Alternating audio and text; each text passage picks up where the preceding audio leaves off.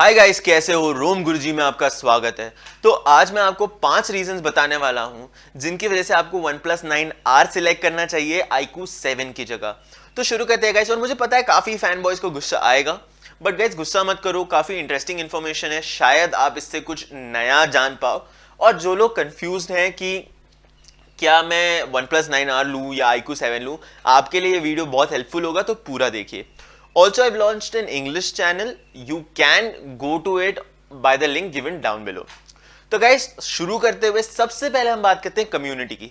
तो iQOO 3 की जो कम्युनिटी है वो सिर्फ यूजर बेस्ड है, बहुत बढ़िया कम्युनिटी है, बट अगेन यूजर बेस्ड है तो जो कंपनी है उसके साथ कांटेक्ट बहुत कम आता है। इसकी कंपैरिजन में जो OnePlus की कम्युनिटी है वो काफी वेल एस्टैब्लिश्ड है, वेल नोन है।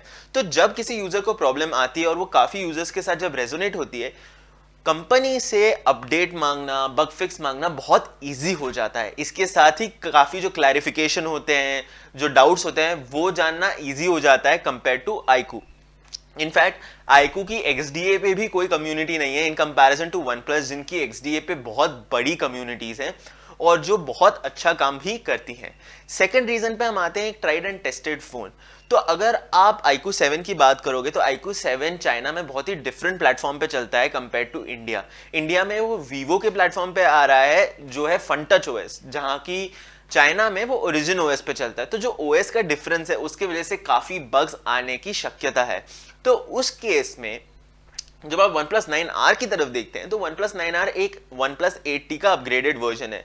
जो डिजाइन और चिप है उसको अपग्रेड किया गया है, जिसको मोस्टली कभी भी बग्स नहीं आते हैं एट लॉन्च। जो चिपसेट होता है उसमें कभी भी यूजुअली एट लॉन्च बग्स नहीं होते हैं, तो उसकी टेंशन लेने की जरूरत नहीं है। बाकी कंपनी के पास हर ड्राइवर और हर बग फिक्स ऑलरेडी अवेलेबल है, तो उनका जो एक प्रोसेस है सॉफ्टवेयर का वो ज्यादा स्मूथ हो जाएगा, ज्यादा इजी हो जाएगा। इसी प्रोसेस से हम आते हैं थर्ड पे जो है सॉफ्टवेयर, और यहाँ पे OnePlus एक क्लियर विनर है।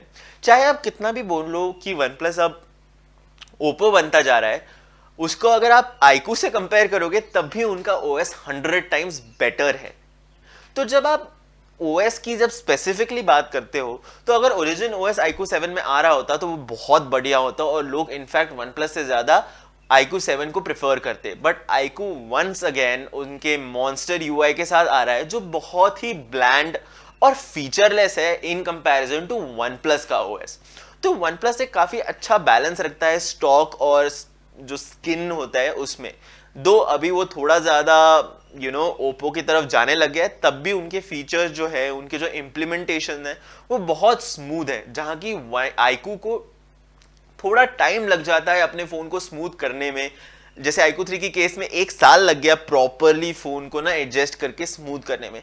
तो अगर आप एक पर्सन हो जिसको ना एकदम फटाफट एट लॉन्च ही स्मूथनेस चाहिए, तो फिर OnePlus एक बेटर ऑप्शन किसी भी दिन बन जाता है। इसके साथ हम आते हैं रूटिंग और बूट लोडर अनलॉक, जो फोर्थ और मेरे लिए बहुत इंपॉर्टेंट पॉइंट है। iQOO में routing, boot loader unlock, custom ROM कुछ अवेलेबल नहीं है और कंपनी इसके बारे में सुनना भी नहीं चाहती। बहुत सारे यूजर्स ने क्वेश्चन पूछा और कंपनी ने बेसिकली आंसर करने के लिए रिफ्यूज कर दिया iQOO की केस में, जहां की OnePlus में आपको पूरी छूट दी जाती है बूट लोडर अनलॉक करने की, रूटिंग करने की। हाँ, बट इससे आपकी वारंटी चली जाती है, बट वो मोस्टली सबको पता होता है जो ये काम कर रहे होते हैं। इसकी वजह से काफी जो यूजर्स हैं उन्होंने टोटली OnePlus के सिस्टम को डिच करके इनफैक्ट पिक्सल वाले सिस्टम्स भी डाल रखे हैं अपने फोन में, बिना कोई गूगल के ट्रेस भी फोन चला रहे हैं, जिनको बहुत सिक्योरिटी के साथ कंसर्न होता है। तो ये सारी चीजें आप कर सकते हो OnePlus के फोन्स में, बट iQOO में ये पॉसिबल ही नहीं है क्योंकि कंपनी इसको डिस्कस ही नहीं करना चाहती। तो काफी बार ऐसा होता है बिना बूट लोडर अनलॉकिंग और रूटिंग आप अपने फोन का पूरा पोटेंशियल यूज नहीं कर पाते, जो iQOO की केस में एक बहुत बड़ी प्रॉब्लम है। इसके साथ हम फिफ्थ और फाइनल रीजन पे जो आते हैं वो है रीच।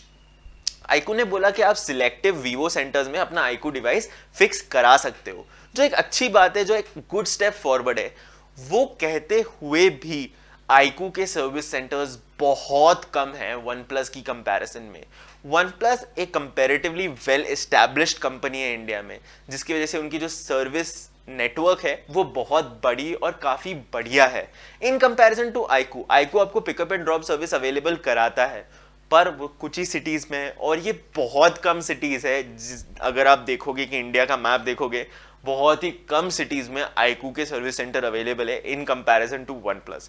तो हाँ, iQOO अभी आगे बढ़ रहा है, मैं उसको डिनाई नहीं करूंगा, बट आपको गेट गो, जैसे ही आपने फोन खरीदा तभी से proper service, proper software, zero bugs अगर चाहिए तो आप OnePlus की तरफ देख सकते हो इन कंपैरिजन टू iQOO। हाँ, OnePlus आजकल जो उनकी 9 सीरीज है उसके साथ काफी घटिया परफॉर्मेंस कर रहा है, बट जितने भी 9R के बारे में रिव्यूज आ रहे हैं, रिस्पॉन्स आ रहा है, 9R एक एक्चुअली काफी बढ़िया फोन है। इनफैक्ट अगर आप OnePlus 9 और 9 Pro से भी कंपेयर करते हो तब भी 9R की वैल्यू ज्यादा है। सो गाइज, ये वीडियो का मॉरल इतना ही था कि अगर आप इन दो फोन में कंफ्यूज्ड हो और जैसे मैंने बताया आपको ये कुछ चीजें बहुत इंपॉर्टेंट है, तो आप OnePlus 9R ले सकते हो एट 40,000। पर अगर आपको एक वैल्यू फॉर मनी पैकेज चाहिए और ये सब चीजें मैटर नहीं करती है तो ऑब्वियसली आपका iQOO 7 हमेशा अवेलेबल है। तो guys, that's all for this video. अगर पसंद आया हो तो प्लीज लाइक शेयर सब्सक्राइब कर दो। आपसे मिलता हूं अगले वाले में। This is Rom Guruji signing of.